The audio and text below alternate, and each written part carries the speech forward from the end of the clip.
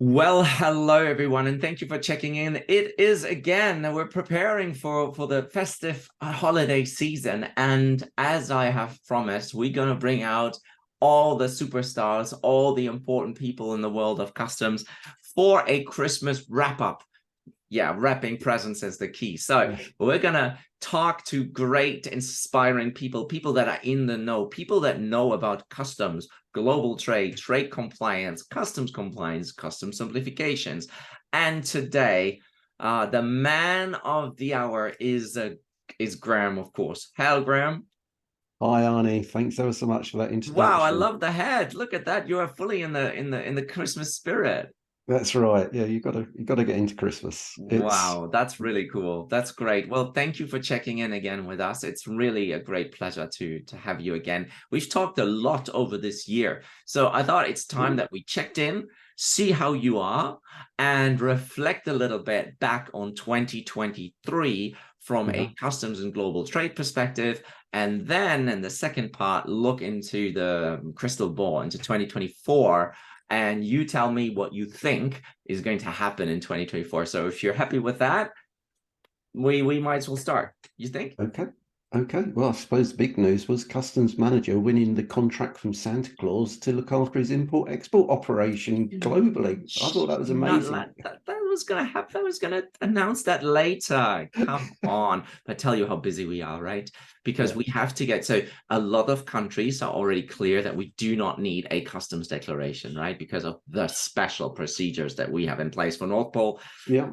But some are still arguing with me whether I need to do a simplified customs declaration for all the presents that we're about to ship out. And there are even special warehouses now being built in parts of the world so that we can store the presents as they Wow. are made available, because the elves are obviously working on Well, that's high alert already. So and they work in good conditions as well. yes, of course, Yeah. labor rules are all respected. There's no Yeah. forced Yeah. labor going on here. Yeah. And Same. of course, we are checking for counterfeits as well, right? So we're Yeah. not bringing in any of Yeah. the duplications. There's a Indeed. lot of scanning. We have Christmas X-ray machines that look through these, that look. Yeah.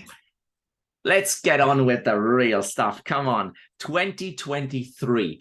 Tell me, Mm. Graham, how has it been for you from a customs and global trade perspective? We talked a lot with a lot of interesting people, but what's your take? What are the key takeaways from this year? Well, it's been another busy year on customs, and at the international trade level, that there's been so many things happening. It's been busy, as you know yourself as well, Arnie.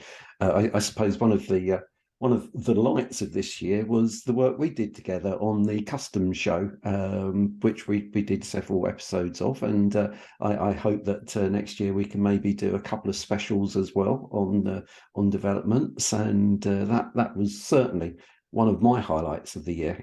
Oh, thank you. No, It was had a terrific great working with you. pleasure to do that with you for Yeah, sure. That was really cool. We had some really cool people on there. That's we really we great. did indeed, we did That's indeed, really great. and that kind of introduced me to my first.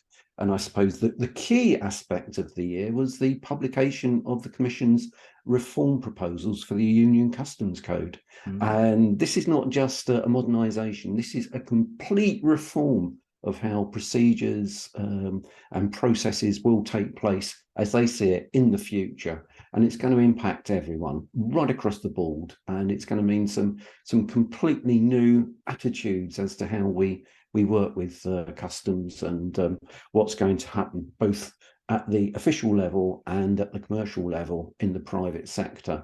So that is one of the important things. And of course, in the customs show, we had Arancha Gonzalez, who was the chair of the Wise Persons Group. She was in our first show, and she did a really good job in saying how they thought that things could look to take the customs union to the next level.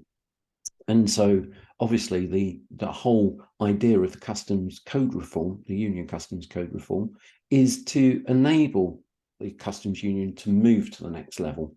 And so within that, they're looking at new ideas such as the trust and check, which is going to be AEO on steroids, I suppose you could say like that.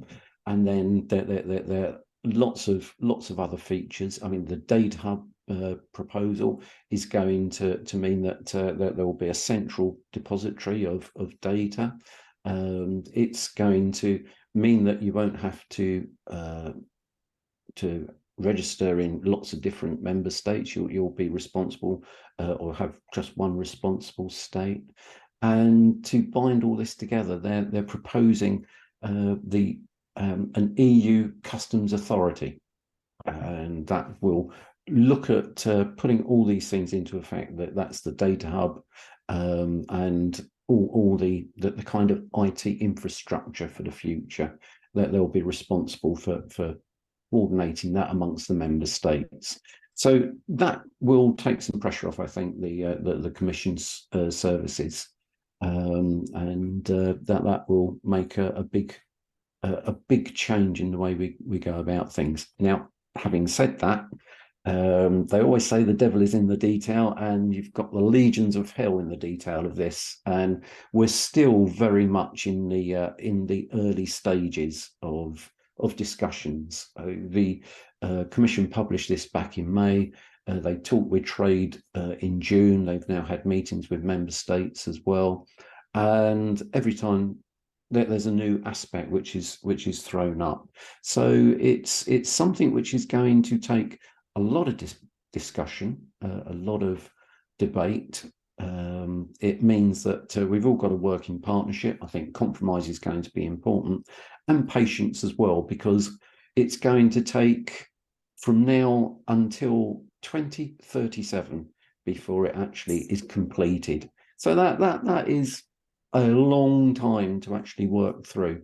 So it's going to take a lot of focus. And we shouldn't forget the European Parliament in this as well. I see No, that no, table some amendments. that's right. A key element of this is the European Parliament, and we've actually, from the trade perspective, we've taken the initiative on all of this. We actually had a trade seminar where we invited members of the European Parliament, Commission officials, and officials from member states as well. So it's the first opportunity for all of those to actually be in the same chamber, and to actually hear the trade perspective, where trade saw that there were benefits and there were areas that needed to be examined in a lot more detail. And it's that partnership, right, that is also so crucial, and especially as we reform the customs union in ways that we've never seen before, get it ready for the future, a data-enabled center point of excellence with the data hub, and then managed by a flexible and agile authority that works in concert with the member states, rather than duplicating any effort. So there's a lot of details in there that that if done right, they can do a lot of good for trade and for Europe in the whole.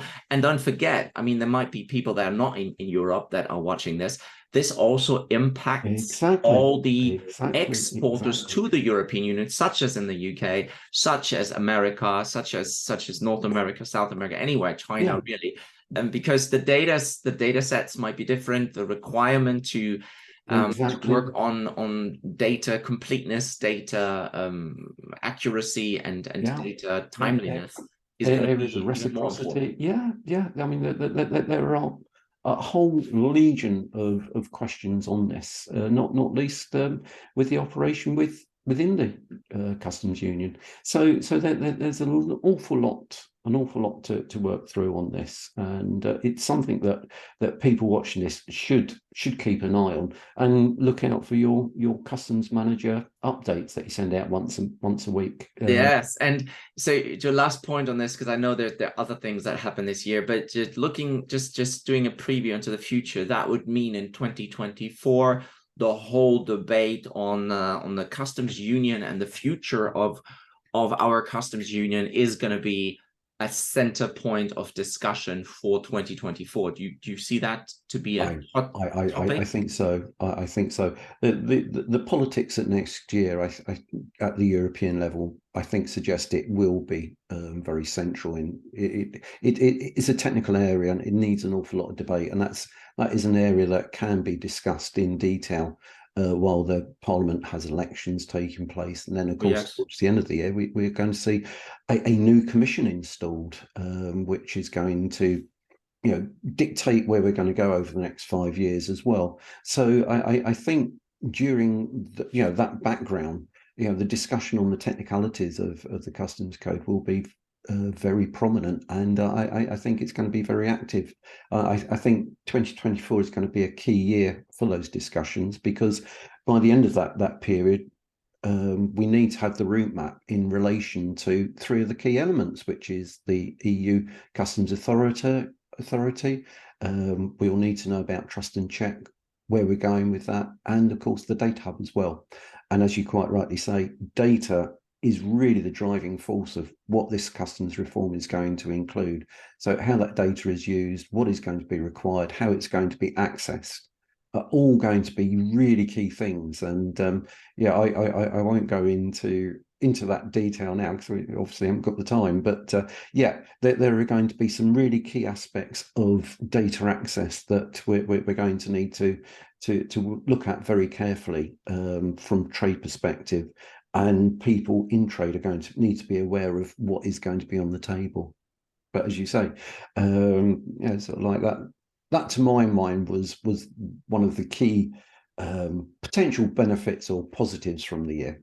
Feels like there's a separate meeting or episode of the Customs Show or our catch up here that we need to have on this topic. Tell me, moving on to a different subject that was in everybody's mind in 2024 who dealt with customs, although for initially many people thought it wouldn't be affecting them because it has nothing to do with customs.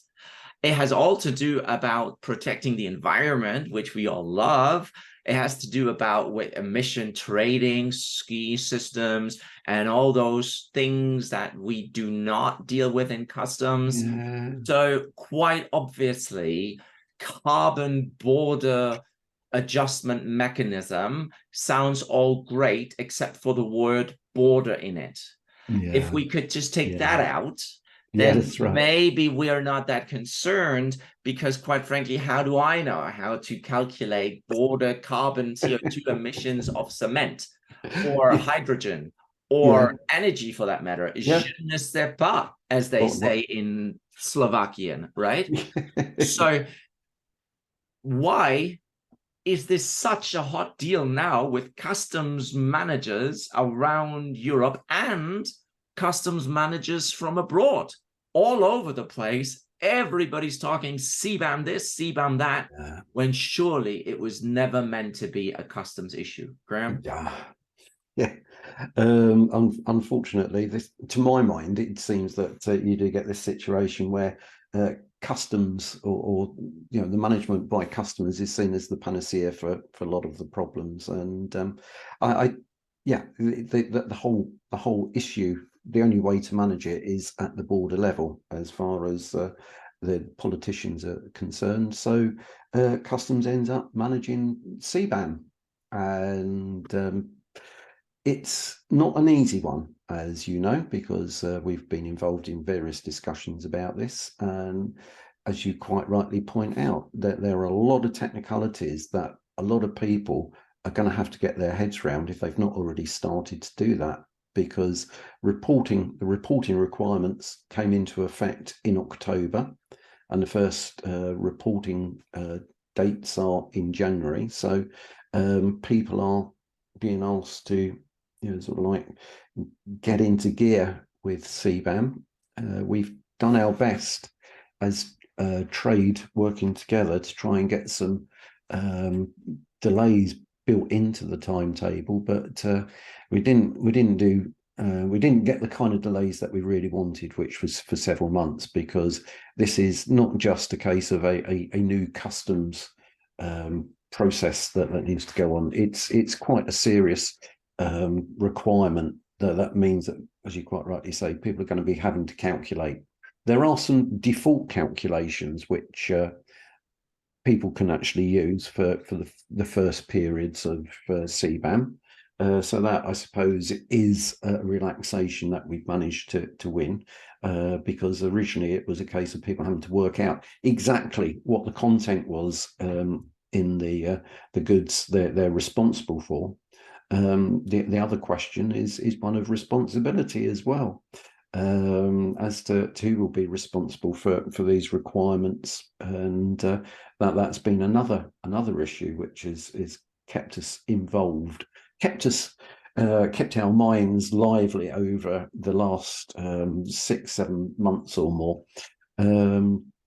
And I suppose really, no one says, sort of like, to hell with the environment. Everyone, I think, really sees that they're, sort of the concept behind it, and everyone wants to make sure that they apply it as it is intended. I think the biggest issue with this is timescale and consultation, and I think a lot of people are uncomfortable that this is going to act as a model for what we've got coming up in the reform process. There are other areas as well. You mentioned deforestation. All of this is going to start applying at the border, within the data hub scenario that I mentioned, if not before. So I've seen the in the tariff, I've seen CBAM come up now as a line. Oh, right, okay. So now it has its codings, and now you have to codify whether CBAM applies or not. And what I have, so I've done many trainings on this, and I have done many analysis, talked to many people. We've been helping customers file their first report on the 31st of Jan. So quite involved in this whole thing. Yeah, sure. It's interesting because there's so many people that are not used to this part of EU policy making regarding the CO2 emissions, that now have to deal with, emission factors and direct and indirect emissions and precursors and, installation operations and all of these details that people on the environmental front, and notably those that deal and advise on ETS, they can already do. But for us, we can talk customs all day long, but to transition into a role where customs and environmental rules and regulations, and you can actually explain what the difference is between direct, indirect emission precursors and as I said, and all these different words that apply, and help the Chinese company calculate their emissions, and then set up the supply chain in a way that allows for the exporter and the transporter to then receive the emission information to be able to be passed to the importer, and then for the importer, the CBAM importer of the CBAM goods, to report them. So all of this needs thinking through, setting up supply chains, writing procedures, manuals, instructing these new indirect representative if required. Then liability questions pop up, et cetera, all to be done before the 31st of January, or at least to get this started. So again, the question on CBAM is a massive one that started really applying in 2023. But for 2024, what do you think is going to happen with CBAM, Graham? Well, it's going to be a big work, isn't it? It's going to be another big work. Yeah, it will start to apply, and it will, as we go through 2024. There's still it's still based on reporting. I mean, there's no financial impact as such, but once you get through 2024 into 2025, then things start getting a lot more serious. So 2024 is an opportunity for people to get their heads round what is required for CBAM and start making sure their systems are compliant and work within their companies. That's right. And that I think is what people need to really put their minds to in 2024. There are online training modules out there, if you can find those on the Commission website. If you go onto the Taxid site, you'll find CBAM or links to the CBAM training. So I would suggest that people look into that just to get a feel for it. But there's an FAQ. There's lots of information the Commission publishes. It's just, is that the information that you need at this time? Exactly. There's a lot of information on everything, but if you're looking for a specific who has to do what, I was looking the other day if the CBAM declarant is equal to importer. Yeah, exactly. There are lots of unanswered questions, or questions where the answer is ambiguous, and that is the problem that we at the EU level are trying to work with, and we're pressuring the Commission to engage with importers in the expert groups that exist on this more openly, so that we can actually feed in these kind of questions and get a better understanding, and to actually put to the other stakeholders what the pressures are at the import level, and what is required. Because, as you know, we've both been in meetings where we said we want something more clear, where it says step by step, this is what you should be doing, this is why you should be doing it, and these are the buzzwords which are related to it, so that everyone can start putting some of these things in context. But you just reeled off a whole lot of technicalities that people are completely, sort of like, sort of virgin when it comes to it. I know. So yeah, sort of like it's that time of year. But sort of like people have got to be a little bit more clued in, because at the end of the day, business has still got to operate. We've still got to compete, within and outside of the single market. And to do that, we need much more clarity, and we've got to be able to compete on the best terms, and that means understanding all these rules and a lot more clarity. Graham, I don't want to leave you before going through one more topic that I thought was quite useful mentioning. Actually, two very quickly. The quick one is on the electronic systems of customs. That one went quite into overdrive in March 2023 with the start. Was it March? The start of the ICS Phase 2. And you know where I'm going with this, because what do you think about how it went? ICS Phase 2, and then next year ICS Phase 3, and the end game, sort of it's the trailer, right? It's the never-ending story, so to speak, part 3 of the big movie. Tell us a little bit about how you think ICS 2 Part 2 went, and how 24 is going to shape up to be. Right. Well, ICS 2. We had ICS 2 Part 2, and I think once again that there was a lot of optimism from the powers that be, that they had put in place enough to allow trade to operate within it. Trade was saying, actually, we still need more. We still need more clarity. We've got a list of questions. And so when it came round to March, a lot of people were very uncomfortable that they had what they needed to enable it to take place. That, I think, largely turned out to be true in a number of cases. And when the year progressed, there were some changes which were introduced to enable things to be a lot smoother. And now we're at the stage where we're talking of the next iteration, or the next level of ICS 2, which goes beyond the express and the postal, and we're now looking at other modes of transport. Maritime in particular, right? Yeah, maritime. And of course, one thing that is always clear in all of this is that people think that, well, it should apply one size fits all, but that's not possible, because the pressures of the express airlines are completely different to the pressures on the maritime industry. So some of those things possibly didn't get fully taken into account. But yeah, I think it's fair to say, having said that lessons are being learned by the powers that be, and there is a desire to make sure that it all takes, sort of like, it comes to fruition on time, on the timetable envisaged as it is now.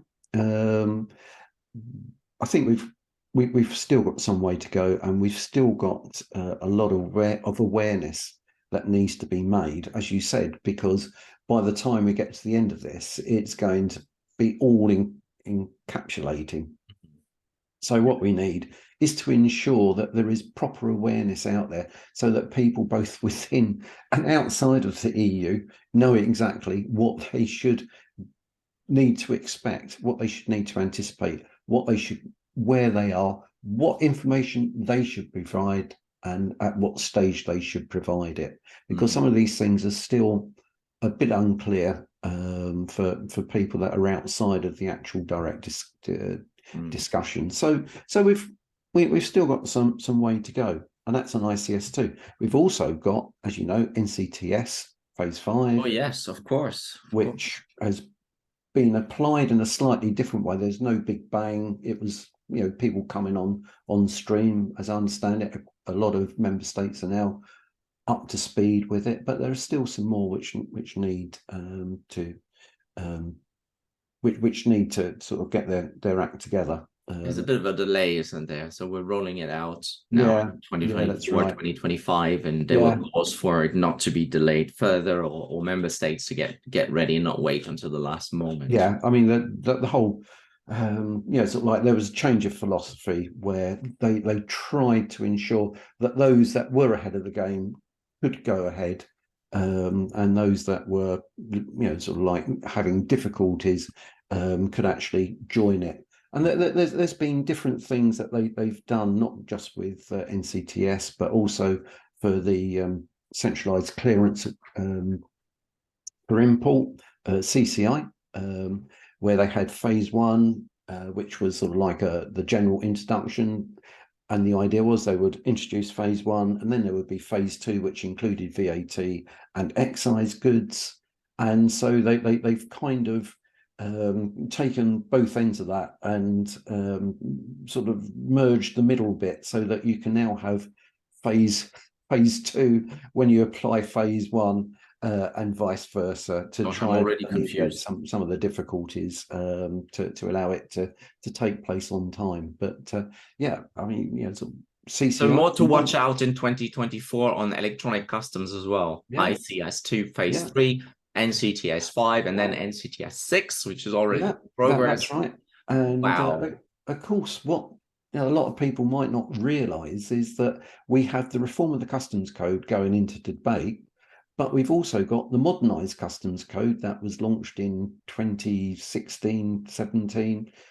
That is still being completed and won't be completed until all the electronic systems are up and running.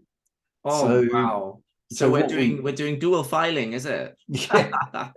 What we're trying to ensure is that people have actually thought this through, that there is a proper transition that takes into account all the investment that's already taken place in these systems and the systems that exist, and that we don't just simply use them for a couple of years and then have them sort of like decommissioned as being obsolete to the new requirements. So there's sort of like a lot of debate to go. Busy schedule. Last question I have, and then we need to wrap this up. That's about Russia. I'm sorry, I don't want to before Christmas, but sanctions.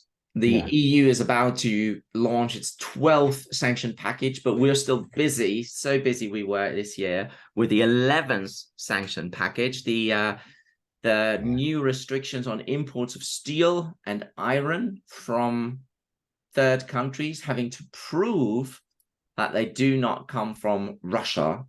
And customs officials I almost said the customs practitioners, such as myself and you as a policy level, were pleasantly surprised about things like mill certificates that out of the sudden were required, and that we had to very quickly get our head around.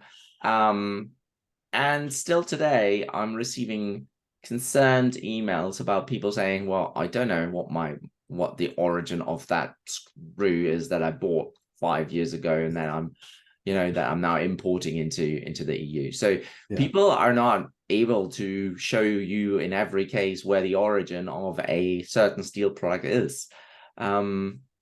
So any thoughts on what we're going to do there?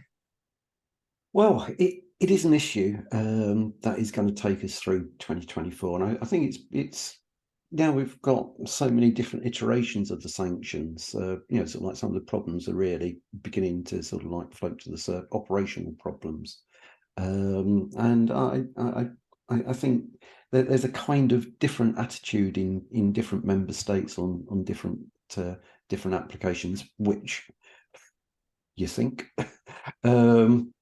So I think that's one of the problems that we've actually raised, as you know, because you're part of it as well. We're on the trade contact group, and at a meeting last week, we did actually raise, you know, the operational difficulties that people are facing, and some of those difficulties are actually, you know, actually impact commercially as well. So we're concerned that we actually do focus on the actual companies or those which that need to be addressed, but we don't inadvertently draw other people into it and cause them difficulties. I mean, it's not easy, but it seems to be getting a bit more difficult. So it's something that we want to address, and it's something that we're looking to address early on next year with the Commission and member states as well. Yeah. So, but yeah, it's not easy. Wow, it's been a great tour, but it leaves me with almost more questions than I have answers. But I know now 2023 has been exceptionally busy for you, for me, for the entire community, with so many new initiatives coming out and CBAM becoming a reality. New things pop up that have to do with ESG rather than traditional customs subjects, right? So like the deforestation bit, and who knows what's coming. The decarbonization of the maritime sector is another thing that EU Commission is working on.